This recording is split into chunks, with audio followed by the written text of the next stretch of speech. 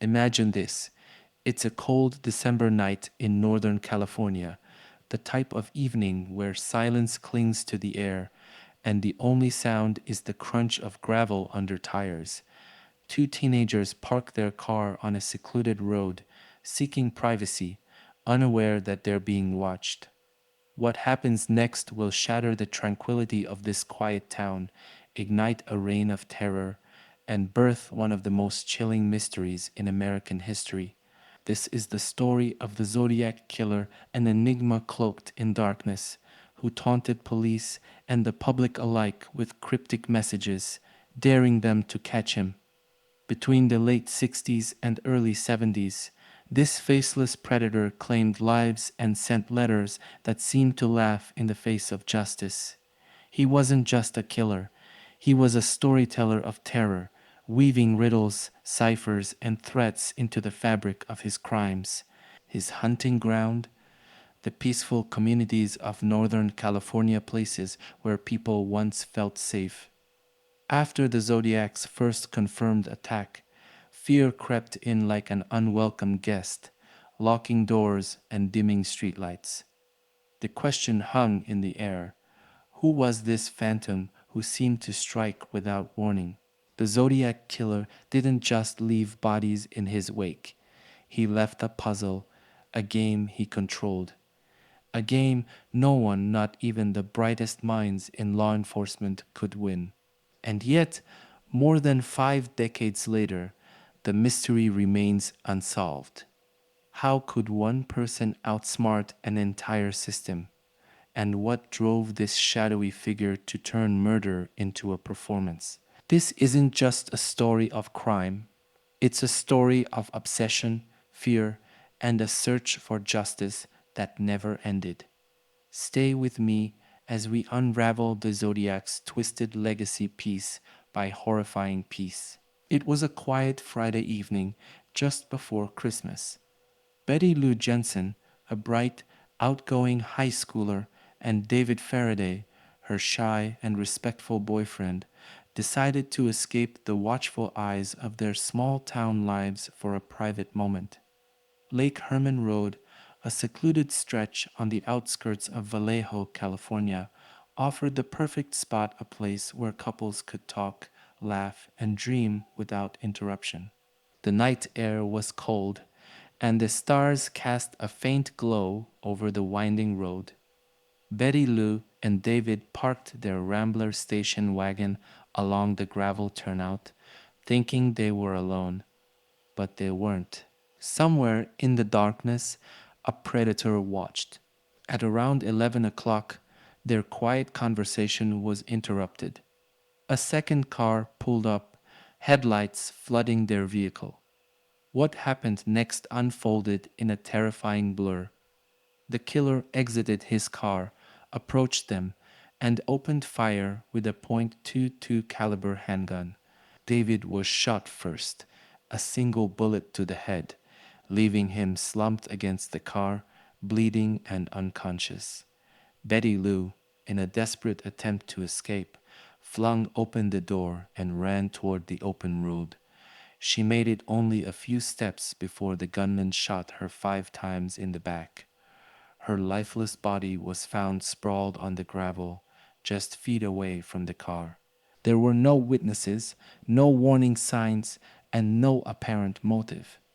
The serene quiet of Lake Herman Road was shattered by the brutal precision of a killer who left behind no clues other than spent shell casings and the broken lives of 2 teenagers. When investigators arrived, they were baffled. Why target Betty Lou and David, two well liked and seemingly innocent kids? The randomness of the attack unsettled the community, but at the time, no one could have imagined that this was just the beginning. For law enforcement, the case was a mystery with no clear answers. But for the killer, it was his first act, a dark prologue to a chilling story that was far from over. This was the birth of the Zodiac's reign of terror, and he was only getting started. It was the 4th of July, a night meant for celebration. Fireworks lit up the California sky, but for Darlene Ferrin and Michael Majau, the evening was about something quieter. The two friends decided to take a drive, ending up at Blue Rock Springs Park, a familiar spot on the outskirts of Vallejo. It was a place where Darlene, a popular waitress with a magnetic personality, often came to relax. They parked in the lot, the warm summer air buzzing with the faint echo of distant fireworks. The quiet was short lived. At around midnight, a car pulled into the lot behind them, its headlights glaring into their vehicle. The car left, but minutes later it returned, parking directly behind them. A man stepped out, his silhouette dark against the glow of his headlights. Without a word, he approached their car, a flashlight in one hand and a 9mm Luger in the other. What happened next was chaos. The man opened fire through the window, striking both Darlene and Michael multiple times. Darlene, hit in the chest, arms, and back, slumped motionless in the driver's seat. Michael, though gravely injured, managed to cry out in pain. The gunman began to walk away, but hearing Michael's groans, returned and fired again, making sure his work was done, or so he thought. Despite his injuries, Michael survived. Struggling to speak through his pain, he described the assailant to the police. A white male, around average height, stocky build, and in his late 20s or early 30s. He wore glasses, and his calm, methodical demeanor was as chilling as the attack itself. Darlene didn't survive her injuries, leaving behind a husband and young child. The randomness of the crime, paired with the brutality, sent shockwaves through the community. Yet the terror of that night didn't end with the gunfire. About 40 minutes later, the Vallejo Police Department received a call. On the other end of the line was a man who claimed responsibility for the attack. In a calm, flat tone, he provided chilling details: the location of the crime, the make and model of the victim's car, and the caliber of the gun used. Before hanging up, he made a confession that set the tone for what was to come. "I also killed those kids last year." This was the Zodiac's first direct communication with law enforcement, a cryptic, taunting voice that now haunted not just the survivors, but the entire region. For Michael Majau, survival came with a price. He became a living witness to a phantom, a man who seemed to have no face and no motive.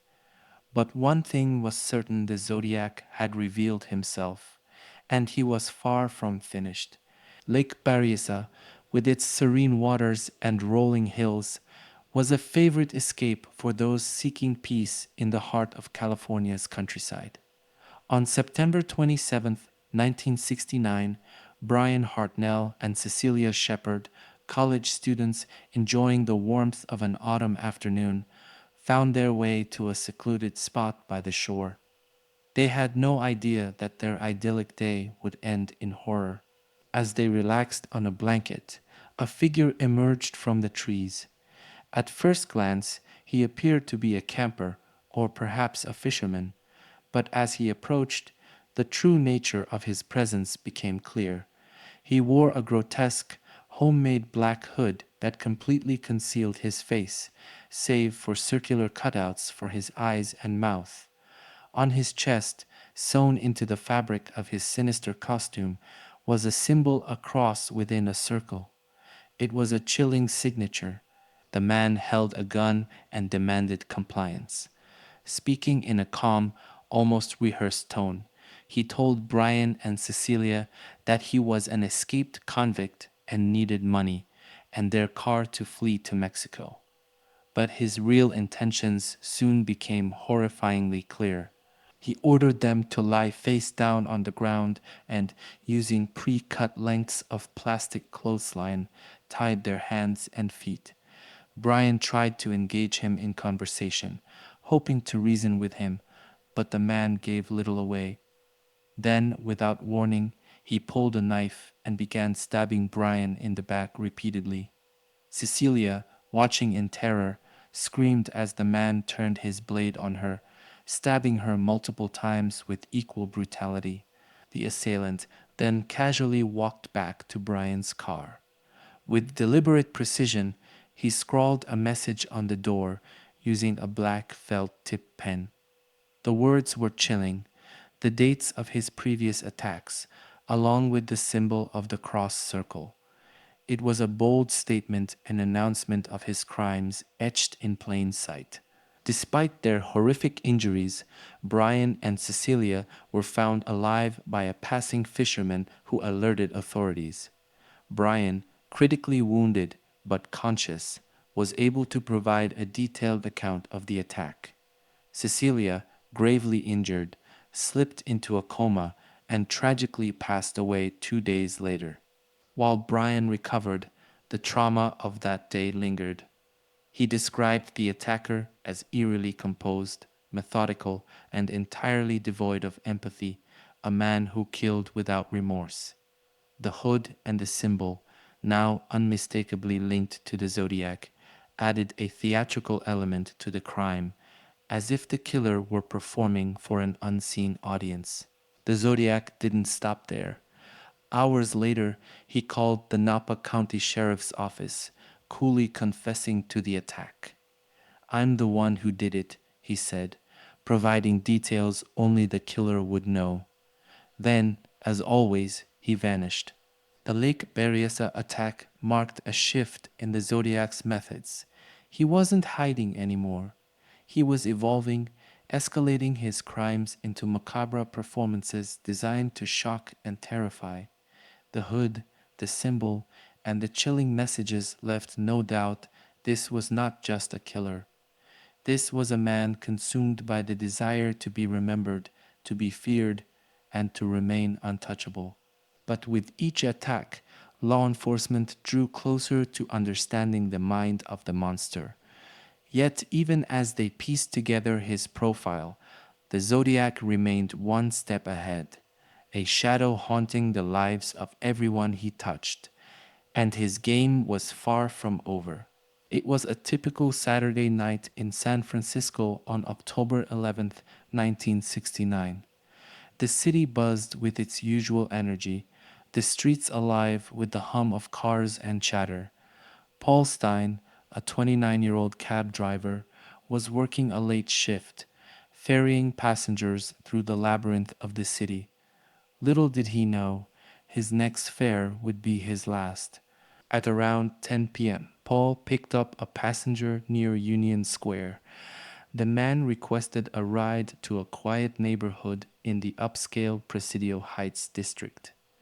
When the cab reached its destination at the corner of Washington and Cherry Streets, everything changed. As Paul pulled to a stop, the man in the back seat pulled out a gun and shot him in the head at point-blank range. The killer then climbed into the front seat, calmly taking Paul's wallet, car keys, and a section of his bloody shirt. This wasn't an act of desperation. It was methodical, calculated, just another move in the Zodiac's twisted game. But this time, the killer didn't vanish into the shadows as he had before. He lingered, taking his time to wipe the cab's interior down for fingerprints, as if savoring the moment. He then exited the vehicle and walked away, his calm demeanor blending him into the quiet suburban streets. What the Zodiac didn't account for was that he was being watched. From the window of a nearby house, 3 teenagers witnessed the scene unfold. They saw a stocky man, approximately in his 30s, casually walking away from the crime scene. They immediately called the police, providing a description that matched earlier accounts: a white male, heavyset, wearing glasses. Despite the prompt report, a critical miscommunication occurred. The police dispatcher mistakenly described the suspect as a black man, causing officers patrolling the area to overlook a white male walking nearby. It's now believed that they may have come face to face with the Zodiac, but due to the error, let him slip away. The murder of Paul Stein marked a chilling evolution in the Zodiac's behavior. This was no isolated rural attack. It was a brazen killing in the heart of a bustling city. The Zodiac wasn't just targeting random couples anymore. He was escalating, adapting his methods, and taunting law enforcement with his boldness. Days later, the San Francisco Chronicle received another letter from the Zodiac, this time accompanied by a gruesome trophy, a blood-stained piece of Paul Stein's shirt. In his letter, the Zodiac mockingly claimed credit for the murder, describing the act in chilling detail. He even teased his next plan targeting school buses and shooting the children on board. Just shoot out the front tire and pick off the kiddies as they come bouncing out, he wrote. For the residents of San Francisco, the Zodiac's threats turned everyday life into a nightmare. Parents grew terrified, children's routines were altered, and the streets grew quieter as fear gripped the city. The murder of Paul Stein wasn't just another senseless act of violence, it was a message. The Zodiac wanted the world to know that no one was safe, not even in the middle of a bustling urban neighborhood. And as he taunted the police with his letters and trophies, it became clear that this wasn't just a killer seeking blood. This was a man craving control, power, and notoriety. Yet, despite eyewitnesses, physical evidence, and his brazen arrogance, the Zodiac slipped through the cracks once again. The question loomed larger than ever. Who was this faceless predator who could walk unnoticed in a city full of eyes? And how much longer could he evade capture? The game was far from over, and the Zodiac still held all the cards. Just days after each of his attacks, the Zodiac Killer turned from a faceless predator into a rider of fear. His weapons weren't just guns and knives, they were words. Letters, dripping with arrogance and menace, arrived at the offices of local newspapers, forever binding his crimes to the public consciousness. These weren't confessions in the traditional sense. They were challenges, puzzles, and taunts designed to unnerve both law enforcement and the community. The first letters arrived in the summer of 1969, soon after the murders at Lake Herman Road and Blue Rock Springs. Sent to three separate newspapers, the San Francisco Chronicle, the San Francisco Examiner, and the Vallejo Times Herald, the messages were identical in content. They began with an audacious claim. This is the Zodiac speaking, as if announcing himself to the world like a character from a macabre stage play. But these letters were far more than simple boasts. Each contained a cipher, a cryptic puzzle made up of symbols, numbers, and letters designed to reveal his identity. Or so he said.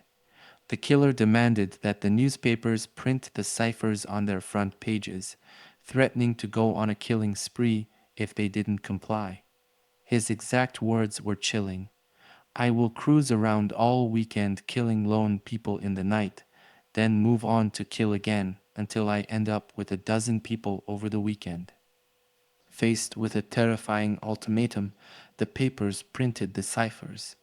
The Zodiac's audience grew as amateur codebreakers, seasoned cryptologists, and everyday citizens pored over the symbols, desperate to unlock his secrets.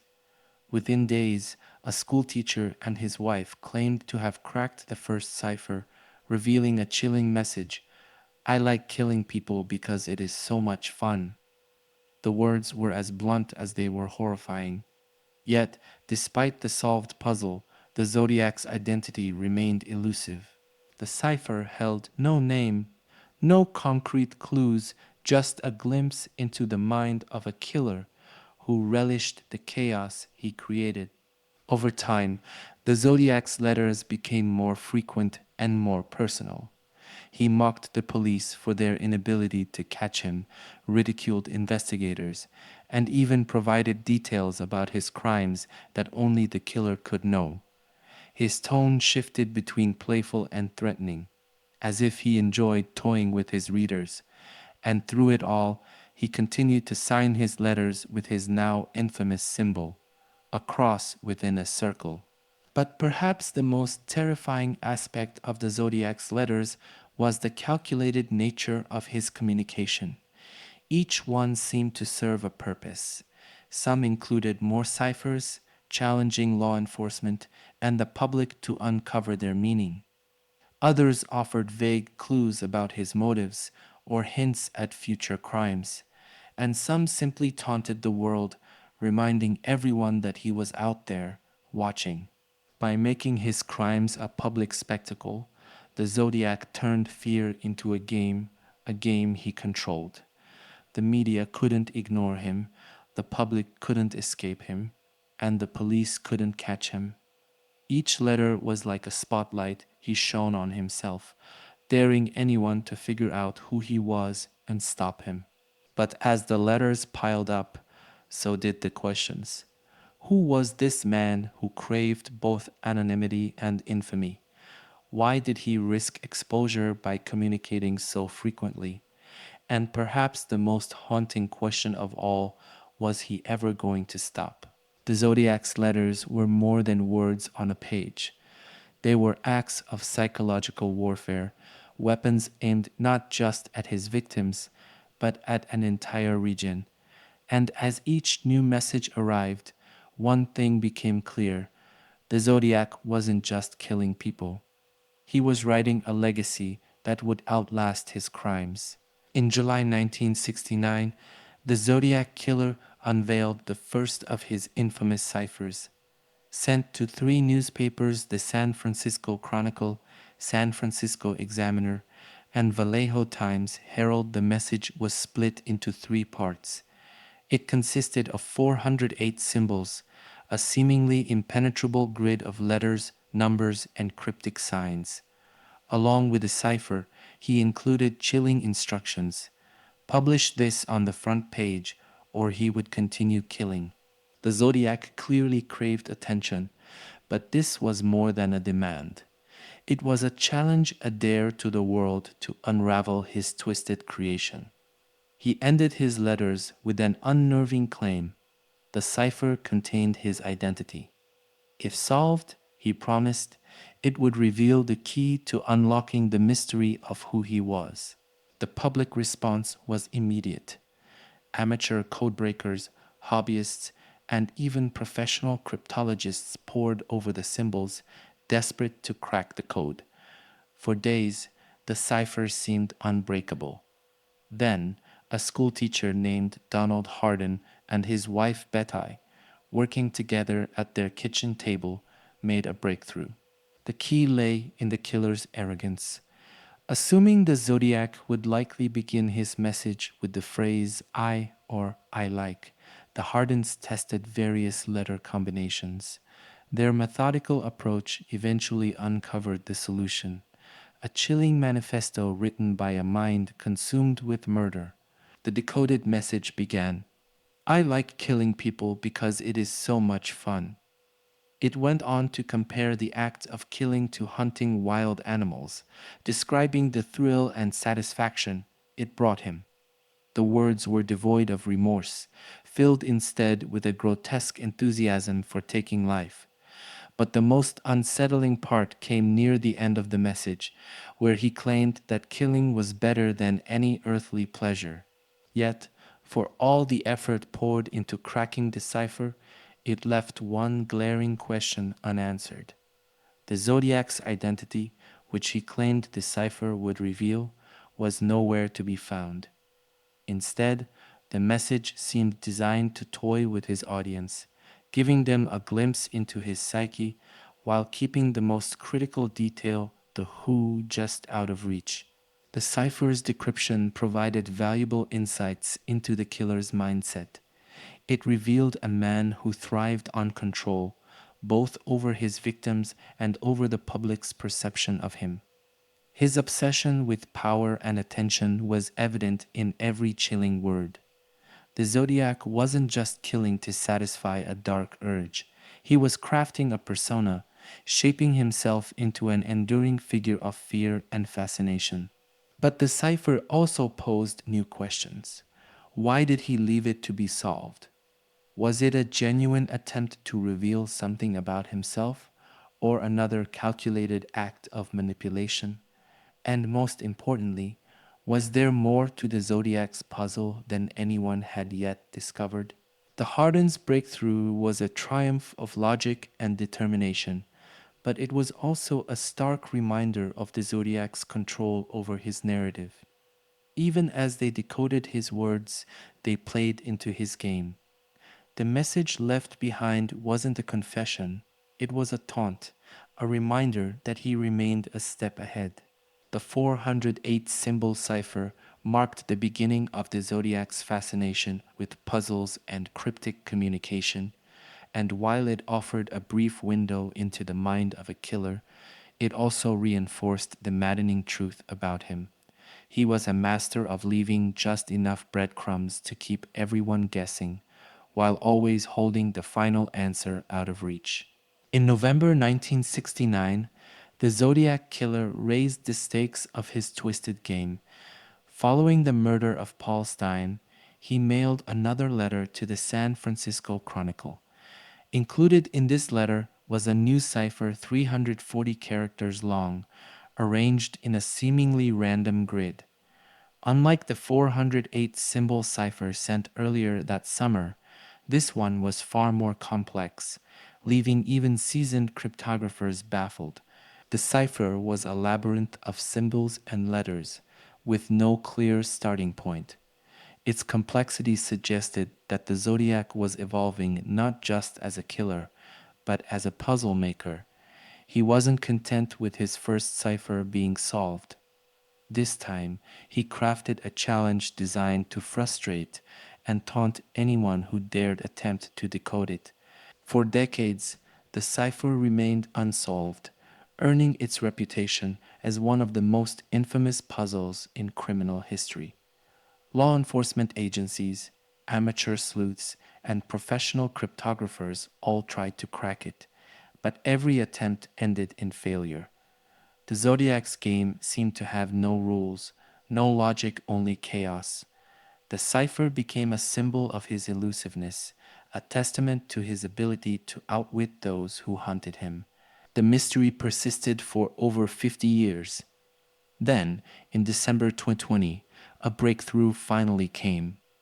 A team of codebreakers from three different countries, David Orenchak, Jarl Van Eyck, and Sam Blake, used a combination of modern computing power and traditional cryptographic techniques to decode the message.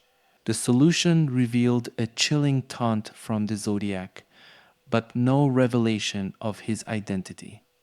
The decrypted message read, "I hope you are having lots of fun in trying to catch me. That wasn't me on the TV show, which brings up a point about me.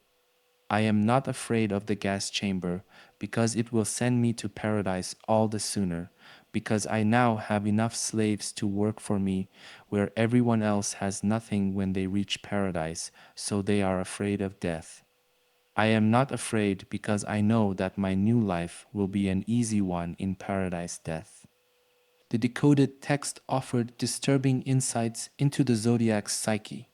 He spoke of death as a transition, a way to gain control in an afterlife he believed was populated with slaves victims he had already claimed. The reference to the gas chamber hinted at his awareness of the death penalty in California, but also his complete indifference to it. This wasn't a man burdened by fear or guilt. It was someone who saw himself as untouchable, even in death. What made the cipher even more haunting was its lack of a name or identity. Once again, the Zodiac withheld the one piece of information everyone was desperate to uncover. Instead, he chose to stoke fear, reinforce his mystique, and remind the world that he remained a phantom, lurking in the shadows of history. The decryption of the 340-character cipher was a monumental achievement, but it also left behind a lingering frustration. It answered some questions about the Zodiac's mindset, but offered nothing concrete about his identity. The killer had once again succeeded in manipulating the narrative, ensuring that his game continued long after he vanished. For 50 years, the 340-character cipher symbolized the Zodiac's control over the investigation. Even in defeat, he seemed to win, proving that his legacy wasn't just in the crimes he committed, but in the enduring puzzles that kept the world captivated and haunted. The Zodiac Killer didn't just leave terror in his wake. He left a mark, a symbol that would forever define his twisted identity. It was simple, yet haunting, a cross within a circle, resembling the sight of a rifle scope. To some, it represented precision, to others, domination. But to the Zodiac, it was his signature, a visual stamp of his presence.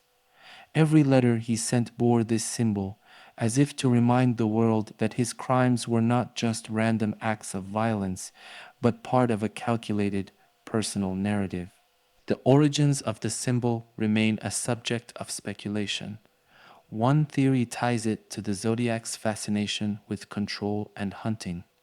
The cross circle closely resembles a marksman's reticle, a chilling nod to his calculated approach to killing. His ability to strike from the shadows, choose his victims, and evade capture mirrored the precision of a sniper aiming at an unsuspecting target. But the cross circle could also have deeper, more enigmatic roots. Some have suggested it might be inspired by celestial maps or navigation charts, tying into his chosen name, Zodiac. The word zodiac itself refers to the circle of 12 constellations that the sun, moon, and planets appear to move through. Was this a clue to his identity? A fascination with astrology or astronomy? Or was it simply a name he chose to evoke mystery and power? The name Zodiac was first introduced in one of his early letters. "This is the Zodiac speaking," he wrote, as if addressing his audience not as a mere criminal, but as a character, a larger than life persona. By adopting this name, the killer separated himself from ordinary murderers. He was no longer just a man, he was a myth in the making. His choice of name and symbol suggested an obsession with immortality. Just as the zodiac constellations have been studied and revered for centuries, the killer seemed determined to etch himself into history. The cross circle symbol wasn't just a logo, it was a brand, a reminder that his legacy would endure far beyond his physical presence. But the symbol also served a darker purpose. It was a psychological weapon, a way to instill fear and exert control. By marking his letters and crime scenes with the cross circle, the Zodiac made his presence unmistakable, even when he wasn't there. It turned his killings into a kind of performance, each one stamped with his seal, as if claiming ownership over the fear he created. For law enforcement, the symbol and moniker presented a frustrating paradox. They were bold, identifiable, and consistent, yet they revealed nothing concrete about the killer's identity. Every time the cross circle appeared, it was a reminder of how close the zodiac allowed them to get to him without ever giving himself away. The zodiac's choice of a name and symbol was no accident. It was a calculated act of self mythologizing, a way to ensure he would be remembered. And in this, he succeeded. Decades after his reign of terror, the name Zodiac and the cross circle symbol remain synonymous with unsolved mystery and chilling brilliance. But while his symbol became iconic, his identity stayed hidden. Was the cross circle a clue he wanted people to solve? Or was it a mask, a facade behind which he could operate with impunity? Like so much about the zodiac, the meaning of his symbol remains elusive, a puzzle as enduring as the killer himself. The Zodiac Killer wasn't content with the terror of his murders alone. He wanted more control over not just his victims, but the entire Bay Area. And he achieved this by wielding the media as a weapon, turning newspapers and television into his stage, amplifying the fear he so meticulously cultivated. From the moment his first letters arrived at the offices of the San Francisco Chronicle, San Francisco Examiner, and Vallejo Times Herald in July 1969, it was clear that the Zodiac wasn't just a killer, he was a master manipulator. His letters weren't just taunts, they were demands. He instructed newspapers to publish his ciphers on their front pages or face the consequences of more bloodshed. The threat was impossible to ignore, forcing editors to comply out of fear of becoming complicit in further murders. By using the media, the Zodiac gained exactly what he wanted: an audience. Headlines screamed his name, his ciphers became public puzzles, and his letters were dissected by experts and amateurs alike. He didn't just want to commit crimes, he wanted the world to see him as an enigma, a figure of dread who couldn't be ignored. But his manipulation didn't stop with newspapers. The Zodiac infiltrated people's homes through their televisions. In October 1969, he called into a popular Bay Area talk show hosted by Jim Dunbar, claiming to be the Zodiac. The caller taunted the host and law enforcement live on air, feeding the frenzy that had already gripped the region.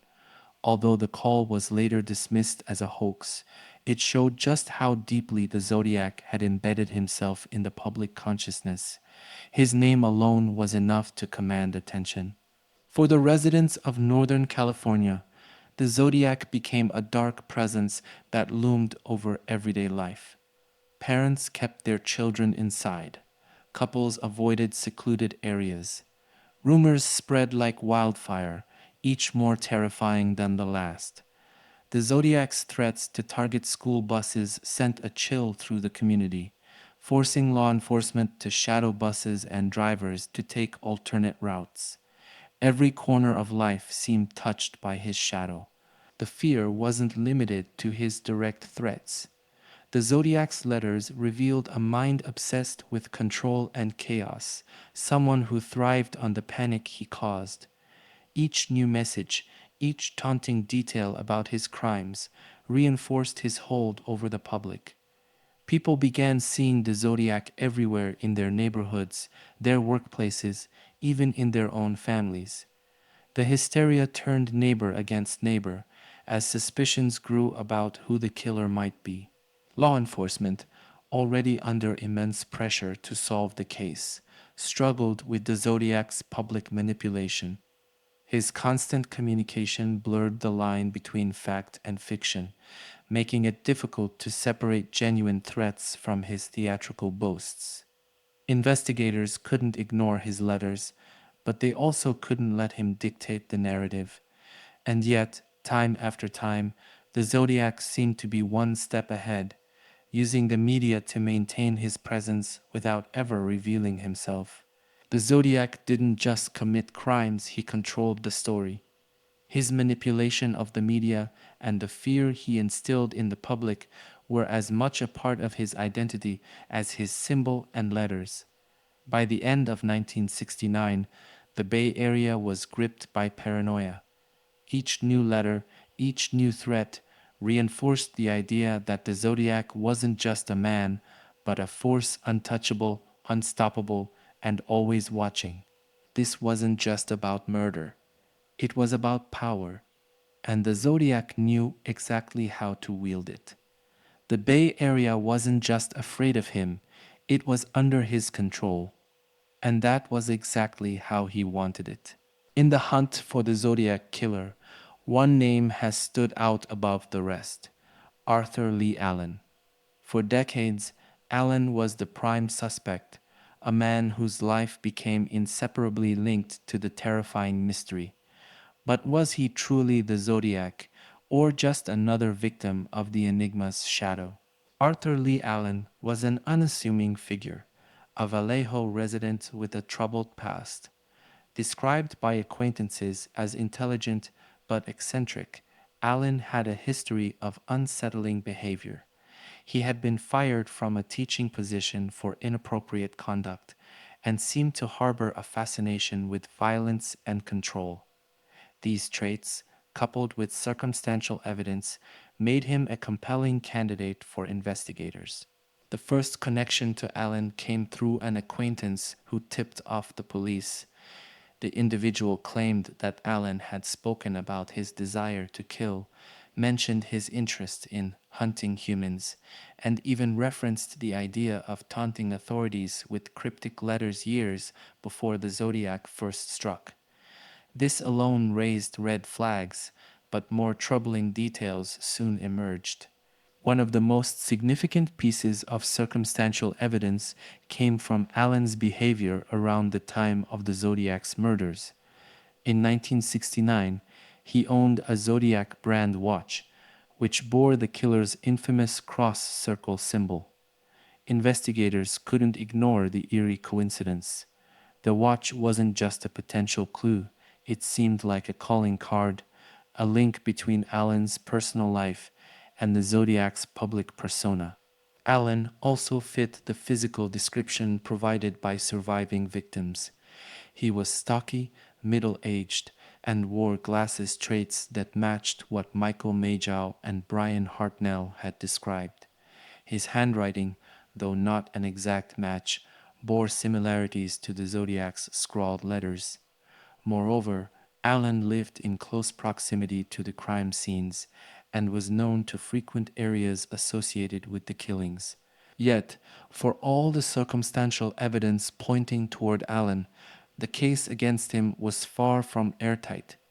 Handwriting experts analyzed his samples and concluded they did not match the Zodiac's. Additionally, Allen was reportedly under police surveillance during at least one of the Zodiac's confirmed communications, making it unlikely he could have sent it.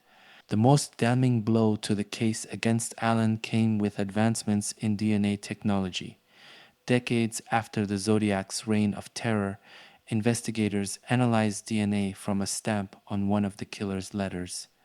The results excluded Allen as the contributor, casting doubt on the theory that he was the Zodiac. While not definitive proof of his innocence, Allen could have used someone else to mail his letters.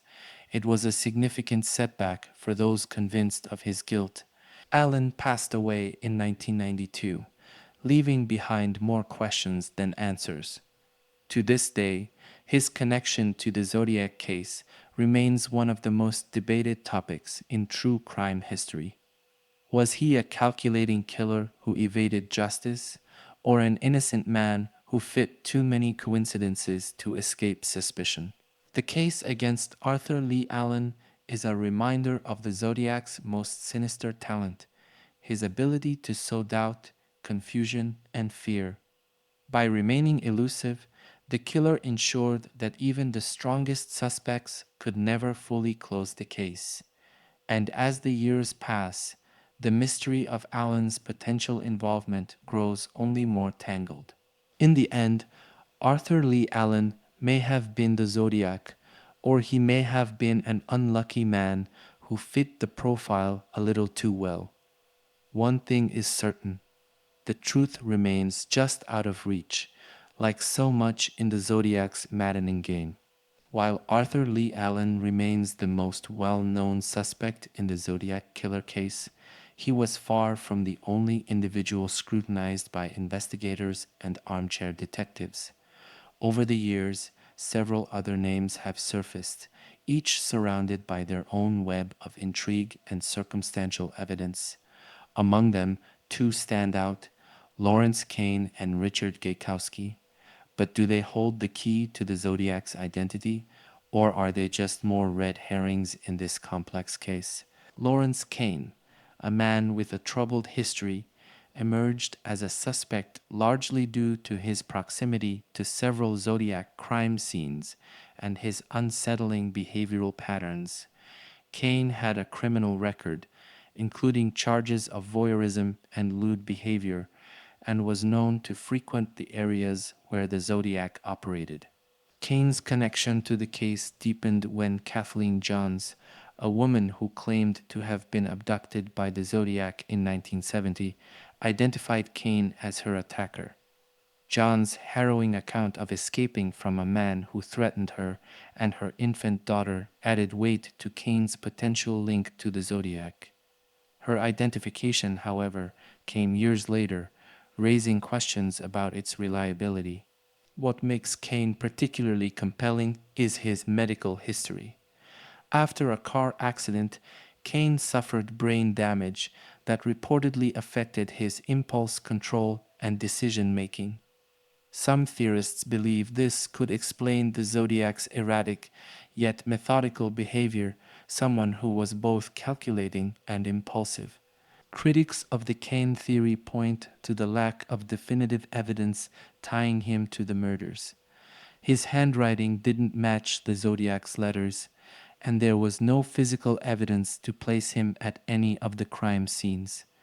While Kane remains a fascinating suspect, the case against him is built more on coincidence than hard proof. Another suspect whose name has gained traction in the Zodiac mystery is Richard Gaikowski, a journalist and editor with an intense personality and a penchant for controversy. Gaikowski worked at a counterculture newspaper in San Francisco during the Zodiac's reign, placing him squarely in the geographical center of the killings. Gaikowski's connection to the case came to light through Tom Voigt, a Zodiac researcher, who uncovered several coincidences. One of the most striking was Gaikowski's editing of a film column called The Voice of the People, a title eerily similar to the Zodiac's references to speaking through his crimes and letters. Furthermore, Gaikowski's tone in his writings and public interactions was often described as cryptic and confrontational, echoing the Zodiac's taunting style. A former colleague of Gaikowski's also reported that his voice closely matched recordings of the Zodiac's phone calls to the police. Additionally, his name contains letters that align with certain Zodiac ciphers, leading some to speculate that he encoded his identity in the puzzles. However, like Kane, the evidence against Gaikowski is circumstantial. His handwriting didn't match the Zodiac's letters, and no physical evidence tied him to the murders. Moreover, much of the case against him relies on subjective interpretations of his behavior and writing style. Kane and Gaikowski are just two of the dozens of names proposed as potential Zodiacs. Others, like Ross Sullivan, a library assistant with a history of disturbing behavior, and Bruce Davis, a member of the Manson family, have also been linked to the case. Each suspect brings their own set of clues and contradictions, feeding the endless speculation surrounding the Zodiac's identity. What unites these suspects is the maddening lack of conclusive evidence. The Zodiac's ability to evade capture has turned every promising lead into a frustrating dead end. Each new name adds another layer to the mystery, another piece to a puzzle that refuses to be solved. The parade of suspects is a testament to the Zodiac's genius for manipulation. By leaving just enough clues to tantalize investigators, he ensured that the search for him would never truly end. Kane, Gaikowski, Allen, and others may have seemed like the perfect fit at times, but the truth remains elusive, a phantom in the fog of fear and speculation. In the Zodiac case, every suspect seems plausible until they don't. And that's exactly the way the Zodiac wanted it. The hunt for the Zodiac Killer was unlike any other in American history. It spanned counties, jurisdictions, and decades, involving multiple law enforcement agencies, each racing to unmask a predator who seemed to thrive on their frustration.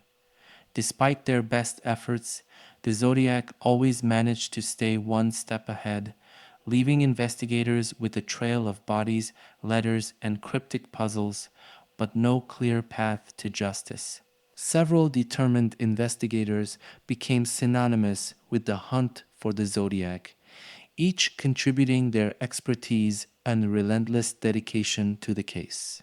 Dave Toscai and Bill Armstrong, these two San Francisco detectives, were assigned to the Zodiac case after the murder of Paul Stein in October 1969. Toscai, in particular, became the public face of the investigation. Known for his tenacity and flamboyant personality, he was relentless in pursuing leads, even as the case grew colder. Toscai's efforts inspired fictional detectives in films like Dirty Harry and Zodiac, cementing his legacy as a symbol of the hunt. Ken Narlow, a Napa County investigator, Narlow focused on the Lake Berryessa stabbing. He painstakingly combed through witness accounts, physical evidence, and theories, working on the case for decades, even after his retirement. George Bawart, a Vallejo detective, Bawart played a key role in investigating Arthur Lee Allen, the most prominent suspect.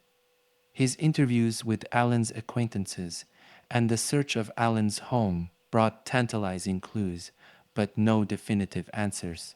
These individuals and many others poured years of their lives into the case. They followed up on thousands of leads, painstakingly analyzed evidence, and conducted countless interviews. Despite their diligence, the Zodiac's ability to manipulate the narrative and leave behind just enough to taunt them without incriminating himself made the investigation a battle of wits. The Zodiac's crimes were as confounding as they were chilling. He struck in different locations, used various weapons, and showed no clear pattern in selecting his victims. This randomness made profiling him a near impossible task. Adding to the difficulty were his letters, which often included information only the killer would know, but also contained deliberate misdirections to confuse investigators. The cryptic ciphers he sent added another layer of complexity. While the first cipher was cracked relatively quickly, others remained unsolved for decades, creating a puzzle that even the most skilled cryptographers struggled to unravel. Compounding these challenges was the public pressure. With the Zodiac taunting police in his letters and threatening future attacks, investigators faced intense scrutiny from both the media and terrified citizens. Every missed opportunity or unproductive lead only fueled criticism, leaving many investigators haunted by the case long after it had grown cold. Despite their tireless efforts, the Zodiac Killer remains one of the most infamous unsolved cases in history. The investigators who worked the case didn't just face a criminal, they faced a ghost, a shadow who slipped through their fingers time and again. But their dedication laid the groundwork for what would become one of the most enduring mysteries of the modern era, ensuring that the Zodiac would never be forgotten, and that his eventual unmasking remains a possibility. To understand the Zodiac Killer, one must dive into his twisted psyche, a shadowy labyrinth of behavioral patterns and psychological traits revealed through his crimes and communications. While his true identity remains unknown, the Zodiac left a chilling portrait of himself in his actions, letters, and ciphers. These fragments offer a glimpse into the mind of a killer who thrived on control, manipulation, and fear. From his very first known attack, the Zodiac displayed a compulsive need for control. He chose isolated locations where he could dominate his victims without interference. At Lake Berryessa, he methodically tied up Brian Hartnell and Cecilia Shepard before attacking, emphasizing his need to dictate every aspect of the encounter. His letters and ciphers further reinforced this trait. By communicating directly with the media, he controlled the narrative, ensuring that his name and symbol became infamous. The Zodiac relished playing a cat and mouse game with law enforcement, taunting them with details of his crimes and riddles that only he could solve. The Zodiac wasn't content to kill in silence. He craved an audience. His letters were meticulously crafted, filled with bold declarations like, "This is the Zodiac speaking," and chilling threats against schoolchildren. The act of signing his letters with a symbol, a cross within a circle, was a form of branding, a way to ensure his notoriety. His ciphers, mailed to newspapers with demands for publication, were more than just puzzles. They were tools to showcase his intelligence and keep himself in the spotlight. This craving for recognition points to a deeply narcissistic personality, someone who needed to feel superior and untouchable. The Zodiac's writings revealed a disturbing fascination with violence. In his decrypted ciphers, he described killing as a source of pleasure, comparing it to the thrill of hunting wild animals.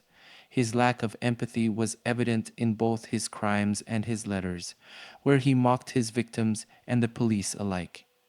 This emotional detachment, coupled with his enjoyment of inflicting fear, points to a sadistic personality, a man who found gratification not only in murder, but also in the terror he spread across Northern California. The Zodiac's actions showed a mix of planning and unpredictability.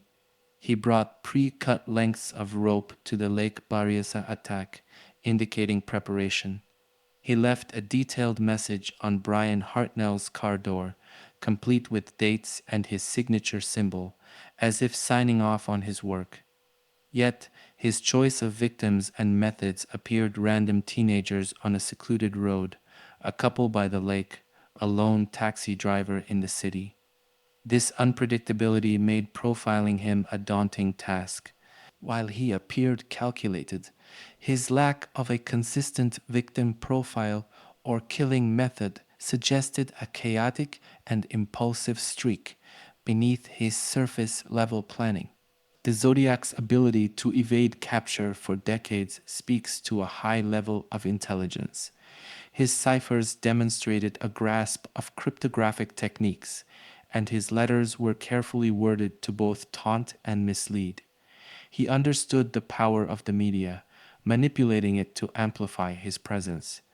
By feeding just enough details to verify his crimes while withholding his identity, the Zodiac maintained an aura of mystery that has endured for more than 50 years. Perhaps the most striking aspect of the Zodiac's psychological profile is his apparent obsession with leaving a legacy. His letters, his symbol, his ciphers, all of it seemed designed to ensure that he would be remembered.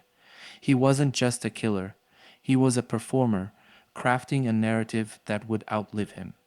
In one letter, he claimed that killing gave him slaves for the afterlife, revealing a disturbing belief system centered around his own immortality. The Zodiac Killer was more than a murderer. He was a psychological enigma, a man who blended meticulous planning with chaotic violence, and who thrived on the fear and attention he generated. His actions and communications suggest a deeply disturbed individual driven by a need for control, recognition, and a dark form of legacy.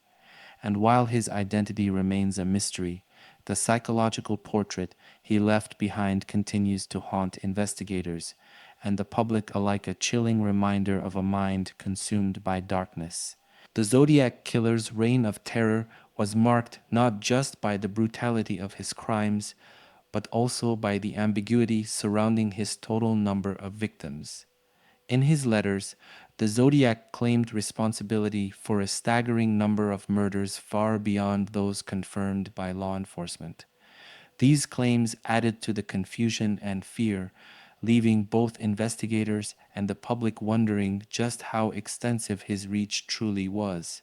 The Zodiac is definitively linked to 5 murders: the Lake Herman Road shooting, the Blue Rock Springs attack, the Lake Berryessa stabbing, and the murder of Paul Stein. In each of these cases, Evidence such as survivor accounts, his letters, and detailed knowledge of the crimes corroborated his involvement. However, the Zodiac himself claimed to have killed as many as 37 people in his letters, a number that remains unverified.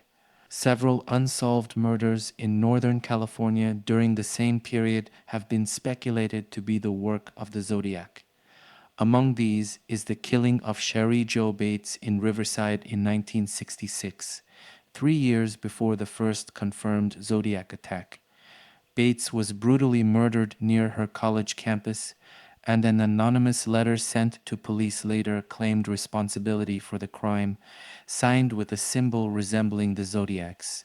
While some investigators have drawn connections between Bates' murder and the Zodiac, others argue that the differences in method and location suggest it was unrelated. Other possible victims include cab drivers, lone pedestrians, and young women who disappeared without a trace.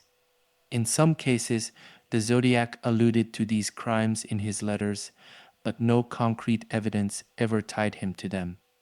The randomness of his confirmed attacks targeting couples, individuals, and people of varying ages and backgrounds only deepened the mystery of his actual victim count.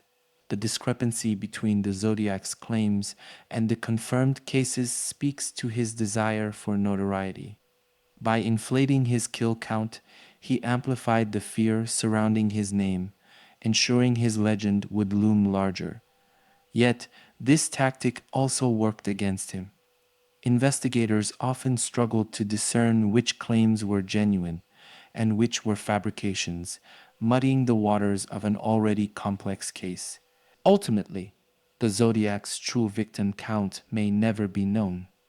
Whether he truly killed 37 people or fabricated additional crimes to stoke fear and confusion, one thing is certain: his legacy is defined as much by the terror he inspired as by the lives he took. For investigators and the public alike, the unanswered question of how far his reach extended remains one of the case's most haunting mysteries. The Zodiac Killer's gruesome crimes and cryptic communications have left a permanent mark on popular culture, becoming one of the most infamous and enduring mysteries in modern history. Over decades, the case has inspired countless films, books, documentaries, and even music, ensuring that the Zodiac's shadow looms large in the collective imagination. One of the most notable depictions of the case is David Fincher's critically acclaimed film Zodiac, released in 2007. Based on Robert Graysmith's books, the film meticulously recreates the investigation, focusing on the detectives, journalists, and amateur sleuths obsessed with uncovering the killer's identity. Fincher's atmospheric direction and attention to detail not only brought the terror of the Zodiac's crimes to life, but also underscored the frustration and psychological toll the case inflicted on those who pursued it. The film became a cultural touchstone, sparking renewed interest in the case and inspiring a new generation of armchair detectives. Before Fincher's adaptation, the Zodiac had already seeped into cinema, most famously inspiring the fictional villain in Dirty Harry in 1971. The antagonist, referred to as Scorpio, was a direct parallel to the Zodiac Killer, complete with cryptic notes and random violence. This portrayal reflected the fear and anxiety of the time, cementing the Zodiac's influence on crime thrillers. The case has also become a staple in true crime literature. Robert Graysmith's books, Zodiac and Zodiac Unmasked, are among the most well known, offering an exhaustive exploration of the crimes, the investigation, and potential suspects.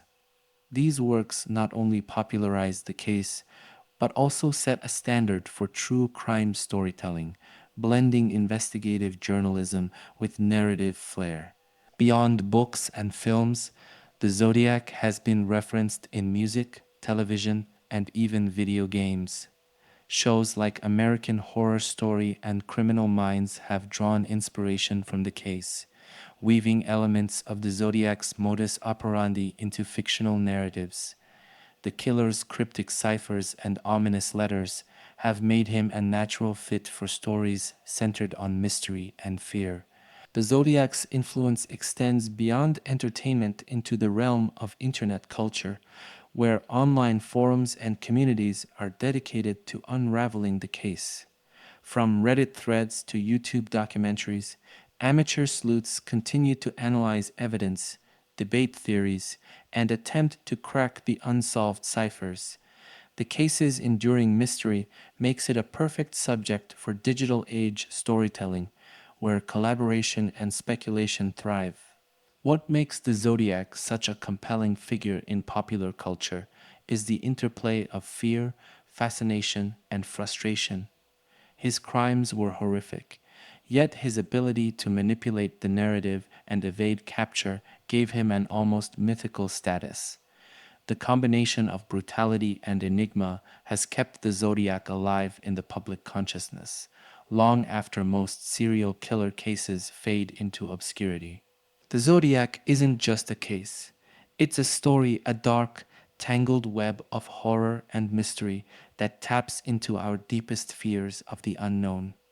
This story has transcended the boundaries of true crime, becoming a cultural phenomenon that continues to captivate, terrify, and mystify. Through every adaptation, reference, and reinterpretation, the Zodiac remains a symbol of humanity's ongoing battle with the darkness lurking just beyond the edge of understanding. Theories about the Zodiac Killer's identity and motives have swirled for decades, fueled by a mix of tantalizing evidence, cryptic messages, and the enduring mystery of his unsolved case.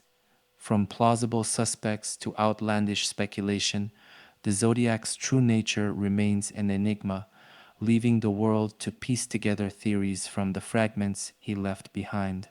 One of the most widely discussed theories centers around Arthur Lee Allen, the prime suspect for many years.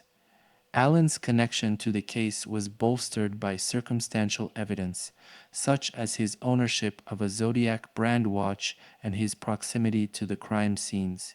However, the lack of concrete forensic evidence and mismatched handwriting left investigators without definitive proof. Many still believe Allen was the Zodiac, pointing to his alleged statements about hunting humans and his disturbing behavior. Others argue he was simply an easy scapegoat, fitting the profile too conveniently.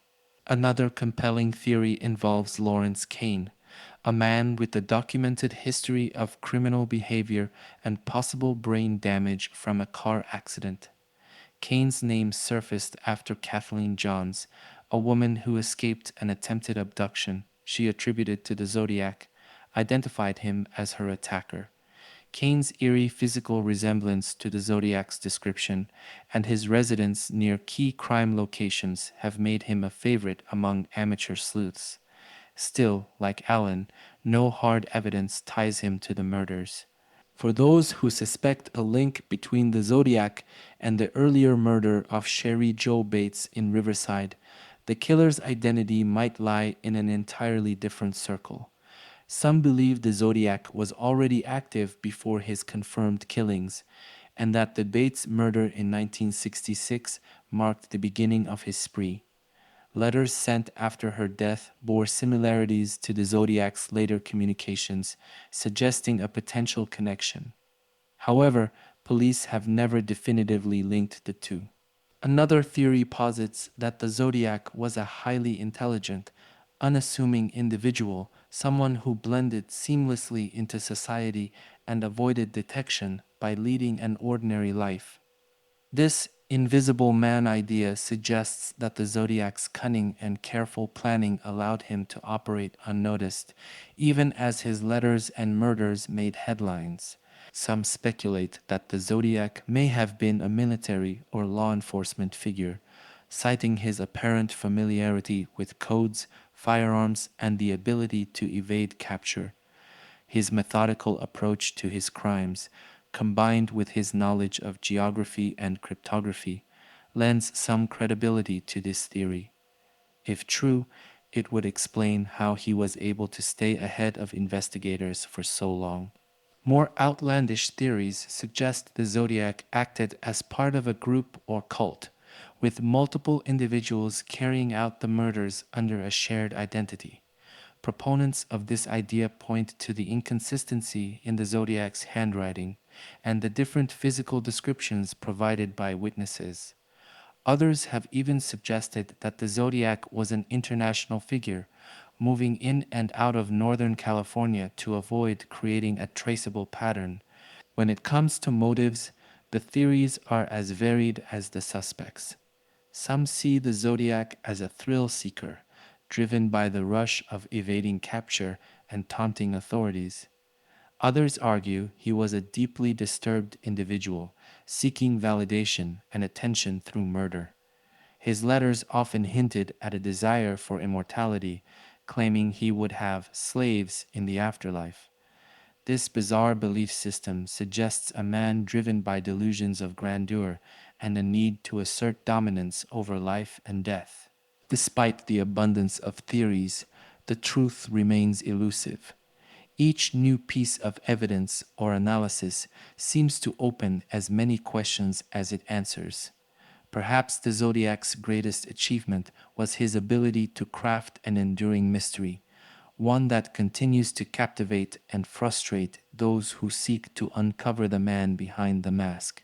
In the end, the Zodiac's identity may lie hidden in plain sight, or it may be a secret lost to time. What remains is the chilling reminder of his crimes, his taunts, and the web of theories that keep his story alive. For now, the Zodiac remains a puzzle, one that challenges us to keep looking, even as we wonder if the final piece will ever truly fall into place. The Zodiac Killer's legacy is far greater than the crimes he committed. His reign of terror forever changed how law enforcement approaches serial killer investigations, forcing agencies to rethink coordination, evidence gathering, and communication with the public. The case highlighted the critical need for interagency cooperation, as the Zodiac's ability to operate across county lines exploited gaps in communication and jurisdiction. Today, such crimes are far less likely to be hindered by bureaucratic barriers, thanks in part to the lessons learned during the Zodiac investigation. In the field of criminal profiling, the Zodiac case became a foundational study.